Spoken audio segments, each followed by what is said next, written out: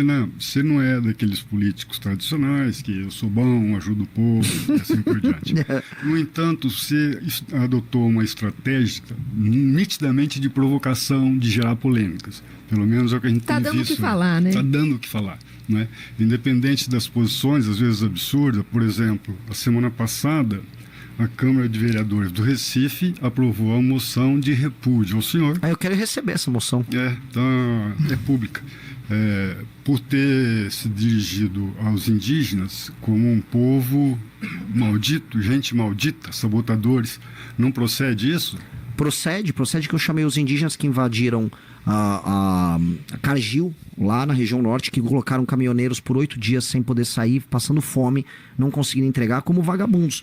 Porque para mim um grupo que se coloca como um grupo étnico, manipulado por ONGs, que na maior parte não são brasileiras, trabalhando para o PSOL, impedindo a produção e o escoamento da produção nossa de agricultura, impedindo o caminhoneiro de entregar, fazendo uma luta que eles mesmos não sabem explicar. Todos cooptados. Essa palavra, o que eles fazem tem nome, é vagabundagem. E vagabundo precisa ser combatido. Eu acho muito engraçado. Eu imagino que as pessoas de esquerda lá da Câmara de Recife que estão premiando aí, ou me culpando, premiando os índios, mas me culpando por isso, ficaram indignadas com o 8 de janeiro, quando os bolsonaristas foram lá e depredaram os 3 poderes. Então, quer dizer, o índio pode depredar patrimônio público e privado, pode sabotar o Brasil, tá? O índio pode. Agora o bolsonarista não. Não tem que, assim, eu repudiei as duas coisas. E o que o índio fez lá é coisa de vagabundo. E é coisa de vagabundo, não tem o que dizer. Teve caminhoneiro aqui, vocês não viram os relatos dos caminhoneiros. 8 dias parados. 8, não tinha como sair para ir pegar comida. Pediram para as pessoas levarem água para eles. Então, assim, em nome de uma causa que eles nem sabem explicar, não, porque isso pode gerar uma poluição do rio. Ninguém ali deles liga para poluição do rio, é só um índio instrumentalizado para tocar uma causa. E aí o nome é vagabundo. Mas não é polêmica pela polêmica. Eu posso usar esse gancho desse índio para falar sobre a questão dos modais que a gente tem no Brasil, do sistema de transporte, da falta de investimento em infraestrutura que a gente tem. E que faz com que quando há uma tentativa de unir hidrovia com ferrovia para escoar a produção e não depender tanto do sistema rodoviário que o Brasil tem, que também é precário, a gente se sabota e bota um índio para evitar que a gente use os nossos próprios rios para transporte. Isso é um problema essencial do Brasil. O Brasil não consegue escoar a produção. Então o índio vagabundo, no caso, ele permite que a gente discuta problemas centrais do Brasil. E eu vou trazer soluções para esses problemas centrais. Me parece que você falou em Bolsonaro. Pelo que andei dando uma pesquisada aqui, o Flávio Bolsonaro é um dos teus alvos, né, de críticas, é isso? Tem que ser, né? Até disse porque ele queria que ele morresse. Não, eu falei que ele tem que morrer politicamente. Assim como eu falei que ele tem que ser... existia politicamente na frase. Depois mas, então, aí é complicado, porque outro dia eu falei que ele precisa ser destruído. Então, quer dizer que eu vou desmembrar o corpo dele? Não sei. Né? Então a corrupção... Olha só, a corrupção no Brasil, ela é uma... Né, vou usar por lá palavrões, tem que ser cuidadoso com as palavras, mas a gente usa, as palavras podem ter mais do que um significado. Né? Então, quando eu estou falando da morte de um político, se eu não estou colocando isso num contexto de um assassinato, eu estou falando de uma morte política. E por que ele teria que morrer politicamente? Porque ele, além de corrupto, ele é um traidor e ele suga a esperança das pessoas do antipetismo, o universo antipetismo, ele traz para si, ele e o pai dele, e gastam apenas um culto à personalidade. Eu vou te dar um exemplo claro. Eu não gosto do Nicolas Ferreira, tá? Não gosto. Dito isso, o Nicolas Ferreira convocou uma manifestação contra o STF, contra o escândalo do Banco Master. Eu também convoquei. Em outra data e tal. Supostamente a manifestação é sobre isso. O Flávio Bolsonaro sobe num palanque, começa a tocar umas músicas lá, que tem sonoplastia nas manifestações deles. Aí ele começa a discursar sobre ele. E fala que, o meu pai deu muito Bolsa Família. Eu tinha ideia, isso que não era sobre o Banco Master. Não, ele transformou num comício. Então, se você reparar direitinho, o que os bolsonaristas fizeram? Pegaram as manifestações que nós organizamos contra o PT, que derrubaram a Dilma Rousseff, e transformaram aquilo num culto em que você fica cantando Viva Bolsonaro. Ora, isto é basicamente tirar uma energia cívica, uma energia que as pessoas têm para mudar o país delas e focar em idolatrar um idiota. E o Bolsonaro, com todo respeito, estamos em Maringá, as pessoas amam o Bolsonaro aqui. Vocês me desculpem a população de Maringá, mas é um tonto. O Flávio é um tonto corrupto, todos muito ricos, que sem nenhuma coragem, o Flávio Bolsonaro esperou dar as 27 assinaturas lá para a CPI que envolve o Toffoli e o Xandão. E aí ele foi o 29º justamente para não se comprometer. Não tem coragem de falar desses assuntos. Só que na hora de colocar pessoal na frente de quartel para correr os riscos, ele coloca. Eu não consigo achar isso correto. Não acho isso coisa de líder, não acho isso coisa de pessoas capazes ou inteligentes. Eu acho isso apenas traição. E volta a falar, o cara vai lá, sou de direita. Não, meu pai deu Bolsa Família. Como é que é? A população do Paraná trabalhadora vai ouvir um cara que fica falando em dar Bolsa Família como objetivo eleitoral. Não era o que o pai dele criticava? Então, eu não consigo aceitar um negócio desses. E isso tem que ser combatido. O que o senhor acha do Lula? Do Lula? Um péssimo líder. Um líder que também cativou uma classe média, isso nos anos 80 e 90. Mesmo sendo eleito 3 vezes presidente? O homem erra. Sim. O povo erra. A voz do povo não é a voz de Deus. O senhor cita os eleitores como retardados, tratados como retardados mentais. Sim, o eleitor é tratado como retardado mental, essencialmente. O que isso quer dizer? O eleitor é tratado com estímulos muito simples, que pegam gatilhos com o eleitor de aproximação, de amor e ódio, e aí você fica jogando esses gatilhos pro eleitor. Então você vai, desde o cara do centrão que vai fazer a campanha do o homem é bom, eu gosto do povo, gosto de cuidar de gente, aquelas coisas, aquelas platitudes, até, por exemplo, um petista o tempo todo explicando, você vai comer picanha, no meu governo você vai comer picanha, mas de maneira clara. Não houve uma política nenhuma que tornou o brasileiro um consumidor mais capaz, né? Um consumidor que tem produtos diferentes na mesa dele, inclusive a picanha. Não houve geração de renda e complexidade econômica no Brasil que permitiria isso. Não houve nem sequer uma explicação numa política. Ou seja, é uma política baseada num meme e numa imbecilização. E do outro lado, o bolsonarismo sempre assim, olha a hipocrisia da esquerda ali, olha só o que a esquerda falou. Que isso? É uma política Big Brother, é uma política de bobo. Viu? O problema é que os nossos problemas não são senhor bobos. Também é bobo? Não porque eu falei que quem trata o eleitor é tratado como retardado. Não que não existe eleitor retardado também. Existe eleitor retardado. Vou dar um exemplo. E o que vota no senhor é o quê? Olha, muito inteligente. É muito inteligente. Porque eu sou o único que apresenta propostas. Segue os algarismos, né? Vou até te interromper um pouquinho. Eu não trato ele como retardado. Eu gostaria que o senhor detalhasse, então, qual a sua maneira de fazer política, uma vez que o senhor criticou abertamente vários artifícios usados nas campanhas. Sim. Então, qual seria a maneira ideal, a seu ver, de conduzir uma campanha? Como você deve conduzir essa campanha ao longo desse tempo, então, para não tratar os seus possíveis eleitores como retardados, como o senhor usou esse termo, vou repetir aqui, e para ter ainda assim uma chance, sem usar esses artifícios todos que o senhor condenou na sua fala, de ser eleito? De maneira clara, sendo brutalmente honesto. Brutalmente honesto a ponto de eu falar que o eleitor pode sim ser tratado como retardado muitas vezes, ele pode se comportar como retardado muitas vezes, e o eleitor erra. A gente tem que partir do princípio que a voz do povo não é a voz de Deus. Porque existe essa deificação da vontade popular. A vontade popular erra. A cultura de massas no Brasil não é exatamente a cultura mais incrível do mundo. Nós cometemos erros em série. O brasileiro não é perfeito, como quase nenhuma cultura é perfeita, mas o brasileiro vem errando muito. A cultura de massa brasileira é ruim. E nós precisamos tratar de todos os problemas tratando as pessoas como adultos, não como crianças. Então, quando eu vou pro Nordeste, eu vou falar, olha, nós precisamos aumentar a atividade econômica aqui. Nós precisamos diminuir a dependência que vocês têm do dinheiro oriundo do governo federal e dessas políticas assistenciais. Outra coisa, aqui no Nordeste, a incidência de compra e venda de voto é muito alta. Se você vende o seu voto, eu vou prendê-lo. E se o político compra o voto, eu vou prendê-lo mais ainda. Isso, eu vou numa rádio, eu fiz isso no Nordeste, eu falei para as pessoas, Renan, mas você pode perder voto.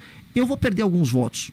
Mas, do outro lado, a pessoa que vai entender a mensagem, o tipo de adesão que ela vai ter comigo, é uma adesão muito mais forte, que é a adesão honesta, a adesão sincera. E a aquisição dela é mais difícil, mas ela é muito mais profunda e ela dura mais tempo. Que eu prefiro fazer esse tipo de investimento. O Milei, só para te falar, o Milei fez isso na Argentina. O Milei foi brutalmente honesto. Eu vou fazer reformas que vão doer muito. E ganhou. Eu vou interromper essa sua fala só um segundo, porque a gente tem um ouvinte que mandou pra gente a seguinte mensagem. O irmão dele tem retardo mental. É uma condição de nascença. E esse termo não deveria ser usado pejorativamente. É algo que já se combate há muito tempo. Então, é um recado aqui do ouvinte, de repente, para ajustar esses termos de campanha. Não sei se o senhor vai levar isso adiante ou não, mas realmente é um termo que é usado bastante pejorativamente. Quem tem alguém com uma condição de retardo mental na família pode se sentir bastante ofendido, como foi o caso do nosso ouvinte aqui. É uma pena, mas eu vou continuar me expressando de maneira veemente com as pessoas. Vamos para mais uma polêmica, então. O senhor falou que os sulistas são otários. Está correta essa fala? Estamos em algum no sul, momento, né? Não, e que os paranaenses deveriam, sim, cobrar mais dos parlamentares, né? Que nós trabalhamos muito, geramos muito e cobramos pouco. Exatamente.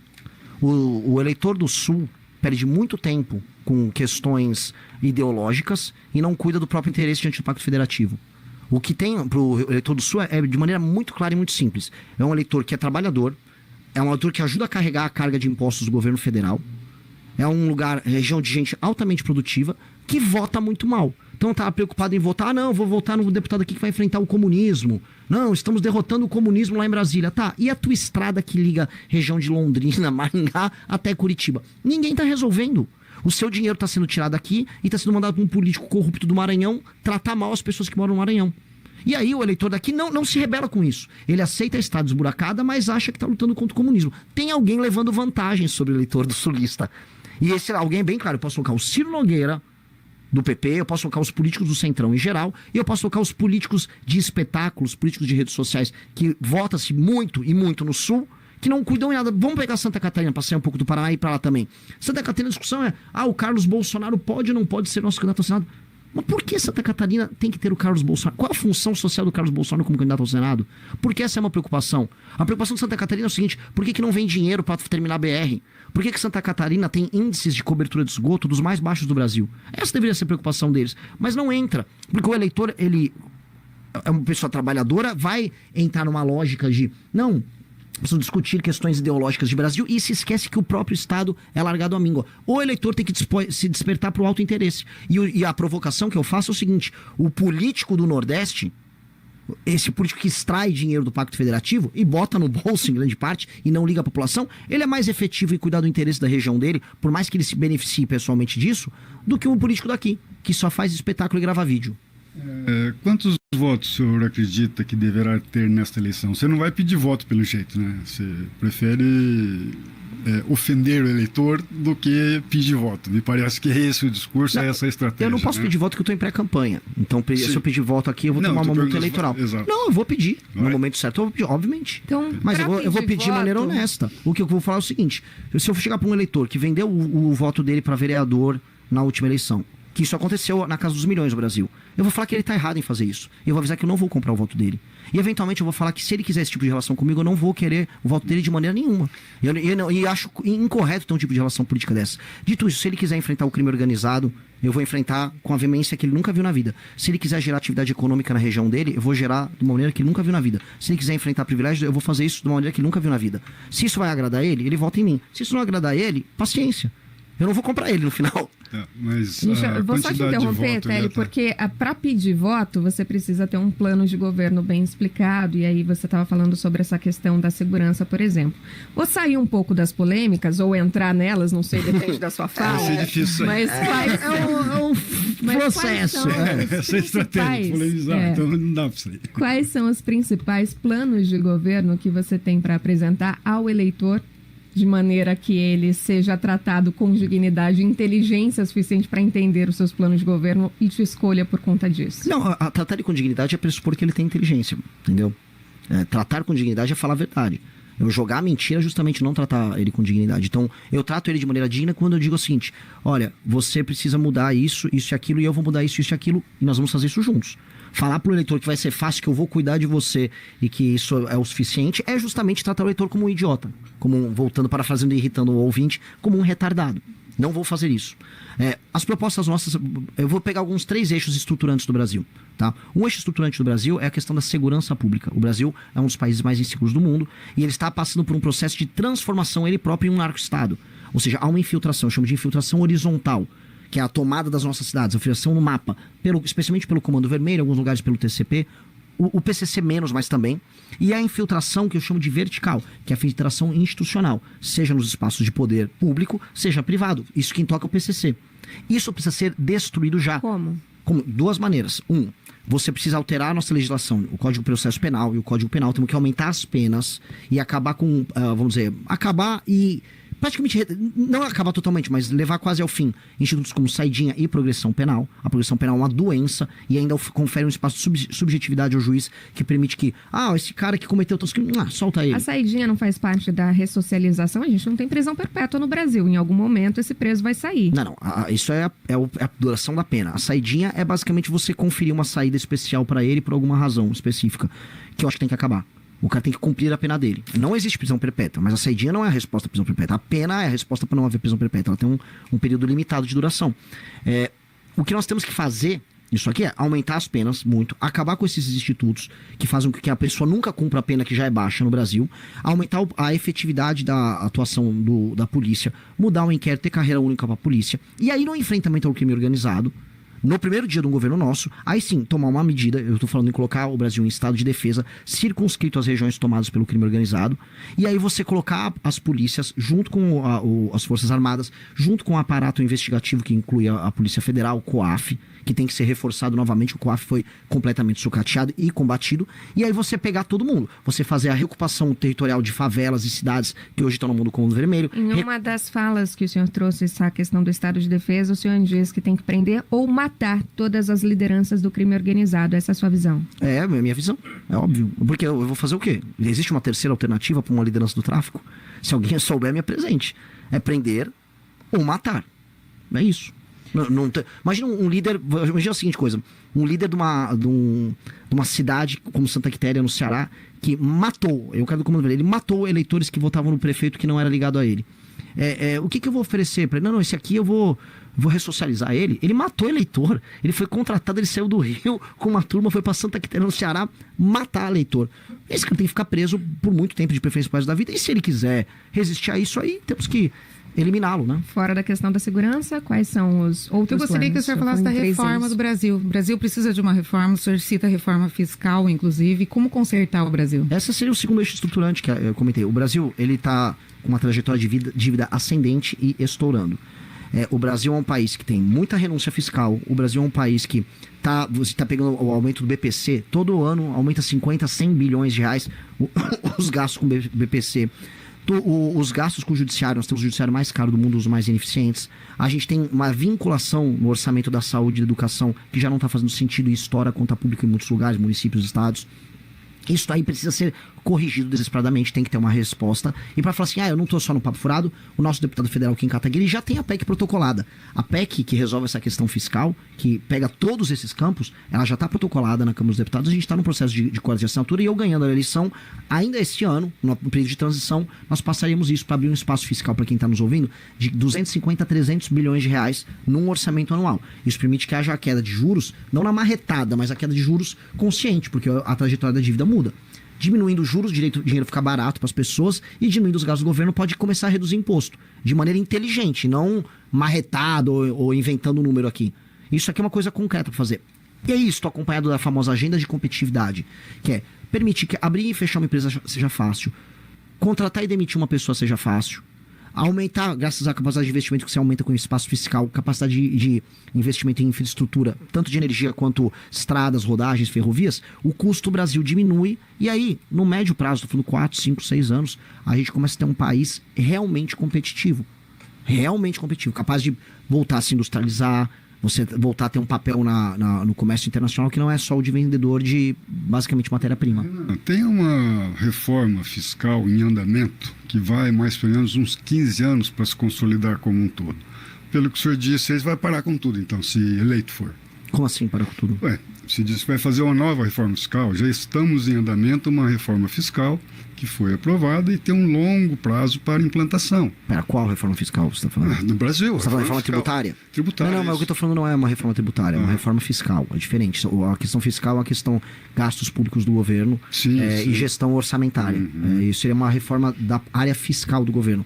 A reforma tributária é outra área. Ela andou. Sim. Tenho críticas, mas ela pode ter algumas. Assim, eu gosto da ideia de você ter uma unificação no IVA. Isso aconteceu em vários lugares do mundo. Só que a forma como ela se deu agora, a gente está vendo que a gente tem talvez o IVA mais caro do mundo. E a gente consegue resolver a alíquota do que será o IVA no Brasil se você reduzir a questão fiscal de gasto do governo, que aí o impacto orçamentário é menor e você consegue diminuir os impostos. É isso. Eu só não vou fazer isso de maneira descasada. Está assim, encerrando, já estamos nos encaminhando para o encerramento, mas como estamos falando de plano de governo, eu gostaria que o senhor sintetizasse, se possível, porque falamos sobre segurança, falamos de certa forma fiscal, sobre economia. Uma reforma que engloba a economia, mas a economia tem outros vieses também que precisam ser considerados, e a gente tem outros pontos principais quando a gente fala em campanha, que é o que a gente espera de um candidato que venha à solução, quando a gente fala de educação, quando a gente fala de saúde, quando a gente fala de renda, principalmente, né, para fazer o país girar aqui e conseguir essa visibilidade econômica lá fora também. Resumidamente, quais seriam, então, as principais ações que deveriam ser adotadas e que o senhor pretende adotar caso seja eleito? Vamos lá, saúde. Prontuário único na saúde, desesperadamente, para você criar uma base de dados comum, para você possa atender as pessoas e ter previsibilidade, inclusive na ação de precaver certas doenças que a pessoa vai desenvolver ao longo da vida. O uso de machine learning, inteligência artificial, para você conseguir juntar esses dados do prontuário único, e o uso de agentes de saúde, ou seja, contratar mais agentes de saúde para você não só coletar esses dados, mas ter uma medida clara e direta com o cidadão na ponta para que ele possa receber um tratamento também preventivo. Acho que o preventivo faz com que você salve muito dinheiro e aí possa investir em outras áreas. Uma das áreas que a gente precisa investir é telemedicina, telecirurgias, porque aí você não, o aluno formado numa faculdade de medicina aqui pode atender à distância, por exemplo, uma pessoa na Amapá. Ele não tem aquele problema de conseguir mandar o médico para lá e para cá, que é um problema grave que a gente tem no Brasil, tá? Incentivo aí na parte também de evitar o surgimento de doenças. Incentivos à alimentação saudável, corte de impostos sobre alimentos, especialmente proteínas, que ajudem a pessoa a ter um tipo de vida mais saudável, aumento de alíquota de impostos sobre alimentos altamente industrializados e que o brasileiro consome e fica mais gordo, fica mais infeliz, gera depressão no fim do dia, presença de políticas ligadas a, não só no CAPS, mas presença de políticas ligadas a atendimento a problemas psíquicos como depressão e ansiedade, que diminuem inclusive a produtividade do brasileiro. Isso na área da saúde. A área da educação, vamos voltar para o básico. Método fônico na parte de alfabetização, foco muito grande em alfabetização, matemática e português de maneira clara. Mississippi fez isso nos Estados Unidos, saiu de um dos piores estados nos índices americanos para um dos 5 melhores estados nos melhores desempenhos e provões. Mississippi fez, dá para fazer barato, menos a tablet, mais autoridade do professor, sem celular em sala de aula e sem redes sociais para os alunos. Foco nisso, recuperar a autoridade. Áreas tomadas pelo tráfico, que vão ser recuperadas por nós. Presença de escolas militares, elas são necessárias para o estabelecimento da autoridade e figura masculina, especialmente para os meninos que estão naquela fase meio rebelde. Sistema de incentivo para que os melhores alunos recebam bolsas e possam ir para escolas melhores para concorrer em condição de igualdade para as universidades. E ensino técnico muito pesado, igual na Alemanha, para o ensino médio dos jovens. Sobre renda, geração de emprego através de uma política de competitividade. Claro, como eu falei antes, se você aumentar a capacidade de infraestrutura e diminui os gastos estúpidos do governo, você consegue diminuir os juros, dinheiro fica barato, custo do Brasil fica mais barato, você consegue ter empresas que vão surgir espontaneamente, como acontece aqui no Paraná. Outras regiões do Brasil, aí eu acho que o Estado tem que atuar. Eu sou liberal, mas não sou tonto. Acho que o Estado tem um papel econômico para atuar em várias áreas, fazer uma zona econômica especial no Nordeste, aos moldes do chinês, para exportação de produtos industrializados para os Estados Unidos. E aí a gente começar a ter um país um pouco mais equilibrado em termos de modais, transporte, em termos de modelos econômicos em todo o país. Eu acho que aí o jogo vira.